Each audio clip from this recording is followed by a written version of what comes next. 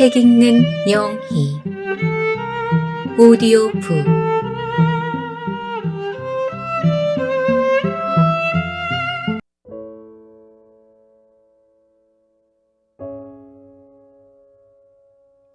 승리하는 삶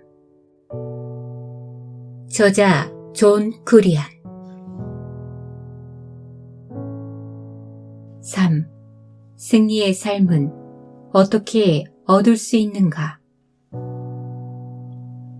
성경은 우리가 신앙과 삶 두 가지 모두에서 거룩함을 유지해야 한다고 분명히 말하고 있다.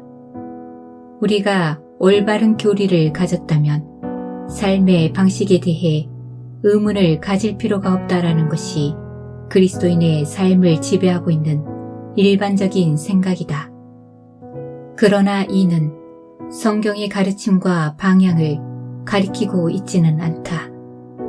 하나님께서 우리가 구원받을 때 주신 의로움은 삶의 모든 영역을 통해 증명되어야 한다. 우리의 열매를 통해 나무를 알게 되는 것이다. 따라서 의로움의 열매가 삶을 통해 분명히 나타날 때 우리를 통해 다른 이들이 하나님의 의로우심을 볼 수 있다. 교리는 실전에서 드러나야 한다. 하나님과 동행하는 사람들의 삶 속에서 하나님의 거룩함이 드러나는 것이 중요하지 않겠는가? 그분의 말씀은 거룩함과 의로움이 우리의 삶을 풍성하게 장식할 필요가 있다고 분명히 가르치고 있다. 하나님의 말씀은 그리스도인의 삶이 의롭고 거룩해야 한다고 가르치고 있다. 의로움은 하나님 나라의 가장 중요한 성격이다. 로마서 14장 17절. 야고보는 오직 위로부터 난 지혜는 첫째 성결하다고 말하고 있다. 야고보서 3장 17절. 바울은 하나님의 영은 성결한 영이라고 로마서 1장 4절. 이사야는 여호와를 경외하는 영이라고 말한다.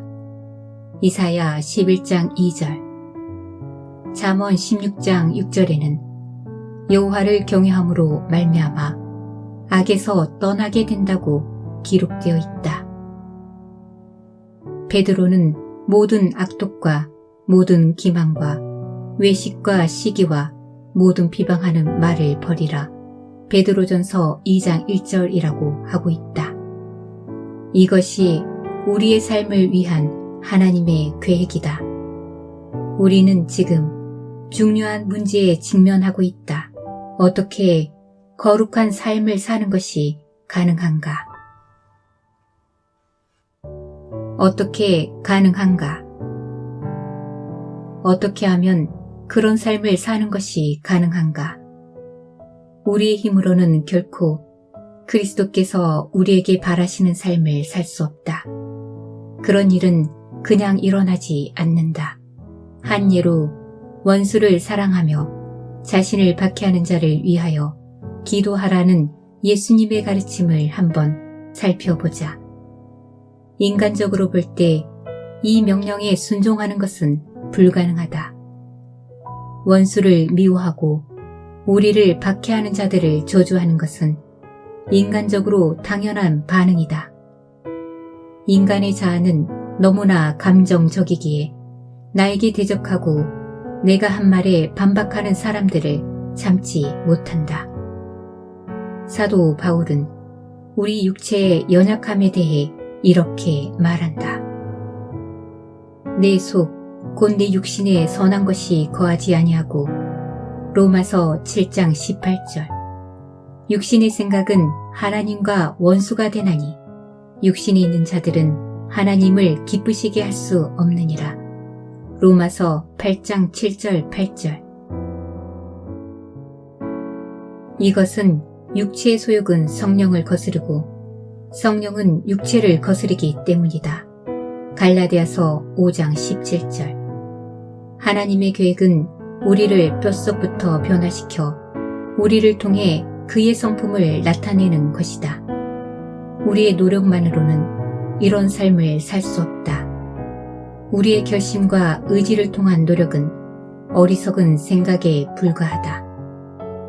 그리스도인들은 오직 성령님의 도우심을 통해서만 자신의 삶을 통해 하나님의 계획을 이룰 수 있다. 히브리서 13장 21절에서 하나님께서 예수 그리스도를 말미암아 자기 뜻을 행하게 하시려고 모든 선한 일에 우리를 온전하게 하시고 그 앞에 즐거운 것을 하게 하신다고 말씀하신다.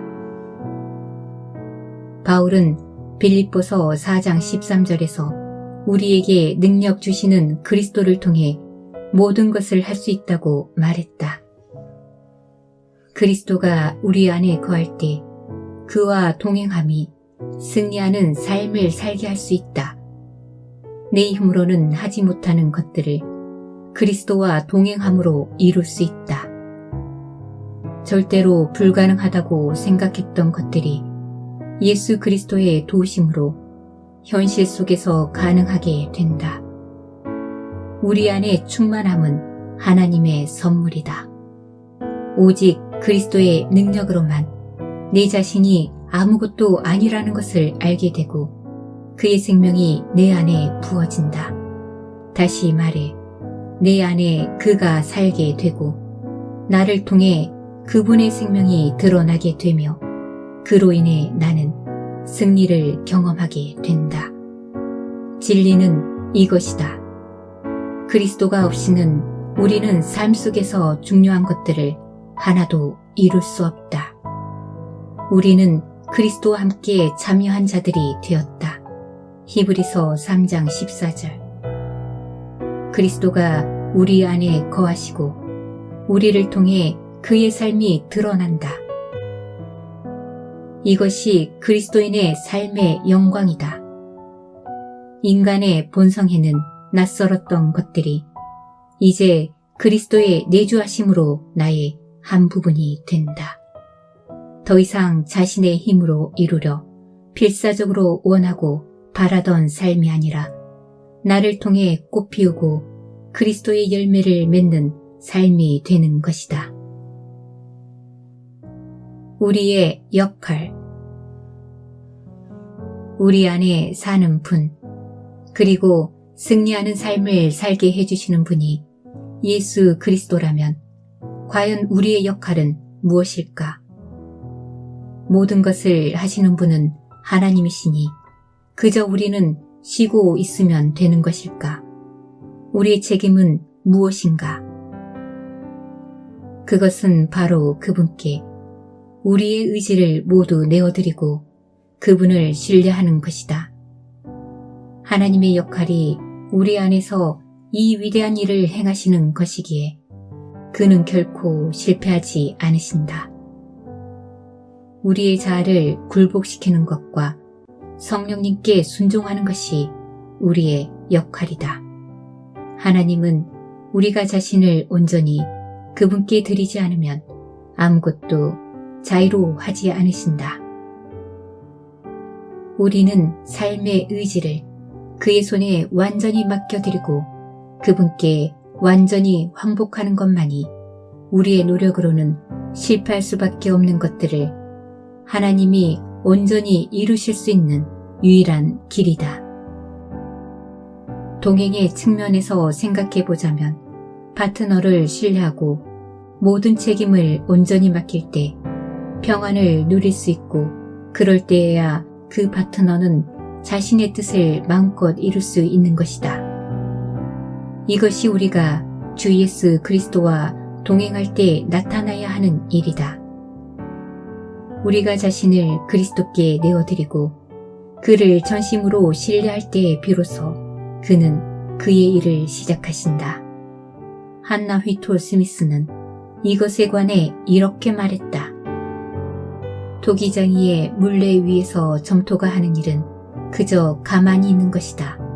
그래야 토기장이의 뜻대로 그 점토를 유용한 용기로 만들 수 있다. 발과 손으로 그 점토를 주무르고 빚어내는 과정을 통해 그는 그릇을 만들어낼 것이다. 때로 공방의 뜨거운 불을 만나는 과정이 있겠지만 그 끝에는 토기장이가 원하는 그릇이 만들어져 있을 것이다. 토기장이는 모든 일을 스스로 한다. 점토는 그저 그의 손 아래 놓여 있을 뿐이다. 점토는 자신을 스스로 빚을 수 없으나 토기장의 손에 모든 것을 맡기며 그 마지막을 고대할 수 있다. 땅에 쓸모없이 놓여있던 흙도 토기장이가 집어 올리면 유용하고 아름다운 그릇이 된다. 만약 우리가 우리 자신을 토기장이신 하늘의 아버지께 기꺼이 드리면 그는 우리를 영광스럽고 깨끗한 주인이 유용하게 사용하기에 가장 적합한 그릇으로 만들어 주실 것이다. 이 과정은 하루 이틀 새에 이루어지지 않는다. 점토는 토기장이의 손에 수일 동안 다룸을 받으며 변형되어야 한다. 토기장이는 먼저 흙을 고운 채로 거르고 돌은 버리며 더 고운 입자들을 골라내고 물을 부어 점토로 만들어낸다. 이런 일련의 과정은 토기장이의 물레 위에 올라가기까지 계속 반복된다. 점토는 한순간에 아름답고 유용한 그릇이 되지 않는다. 이와 같이 하나님은 천천히 그의 일을 우리 안에서 시작하시고 여러 단계를 거쳐 우리를 그의 거룩한 계획의 성취로 이끌어 가신다. 우리가 마땅히 해야 할 일을 할 때 하나님은 그가 원하는 일을 하실 것이다. 우리는 복음서에서 예수 그리스도가 가버나움에서는 많은 기적을 보일 수 없었던 것을 보게 된다. 그곳 사람들이 믿지 않았기 때문이었다. 예수님의 기적을 보이실 능력이 부족했던 것이 아니라 그곳 사람들이 예수님을 믿지 않아서 그들의 병이나 피로를 예수님 앞에 내어놓지 않았기 때문이었다. 아무리 토기장이가 탁월하다 한들 점토가 손에 없다면 그는 일을 시작할 수 없다. 우리가 우리의 삶을 주님께 드리지 않는다면 그분은 우리의 삶을 통한 그분의 즐거움이 되는 일을 시작할 수 없다. 당신은 삶을 온전히 주님께 드리고 그분을 신뢰할 의지가 있는가? 주님, 제 안에서 제가 이룰 수 없는 것들을 다 이루소서. 저의 삶을 당신께 드립니다. 나를 취하셔서 녹이시고 빚으소서. 나를 채우소서. 나를 거룩하게 당신에게 쓰임받는 그릇으로 만드소서. 당신이 하실 모든 것을 신뢰합니다. 이런 기도를 드리겠는가? 하나님의 훈련 프로그램 안에 인간. 예수 그리스도께서 원하는 삶을 사는 것은 그와 파트너가 될 때만 가능하다. 사업적인 의미에서 파트너십은 한 사람 이상이 함께할 때 쓰는 말이다. 말씀에서 파트너십에 대한 구절들을 찾아본다면 우리는 하나님께서 어떤 사역을 완성하는데 사람과 파트너가 되기를 원하신다는 것을 알 수 있다. 나사로의 무덤에서 주님은 사람들에게 무덤을 막고 있던 돌을 치우라고 명령하셨다. 당연히 예수님께서는 그의 명령 한마디면 돌을 움직일 수 있으셨다. 그러나 그분은 사람들이 할 수 없는 일, 나사로를 부활시키는 일을 행하시기 위해 사람들이 할 수 있는 일을 하게 하셨다. 이처럼 예수님은 주님이 하시길 원하는 큰 사역을 하기 위한 우리와의 파트너십을 원하신다. 그분은 주님의 능력으로만 이루어지는 큰 일에 우리도 파트너가 될 수 있다는 사실을 알고 믿으며 기뻐하기를 원하신다. 복음은 오병이어의 기적에 대해 기록하고 있다. 기적을 베푸시기 전 예수님은 사람들에게 음식을 주라고 제자들에게 말씀하셨다. 제자들이 그들의 무능력함을 고했을 때 예수님은 그들에게 떡이 몇 개나 있느냐고 물으셨다. 그들은 돌아다니다가 보리떡 5개와 물고기 2마리를 가진 소년을 찾았다. 예수님은 그가 가진 음식을 받아 아버지 하나님께 축사하시고 5,000명의 사람들, 남자만을 먹이셨다. 당연히 주님께서는 아무것도 없이 빵을 만드실 수 있었다. 그러나 우리는 여기서 주님이 제자들과의 파트너십을 원하시며 그의 거룩한 계획을 이루기 위해 사람들이 가진 것을 사용하신다는 것을 볼 수 있다. 또한 하나님의 놀라운 의도를 알게 된다.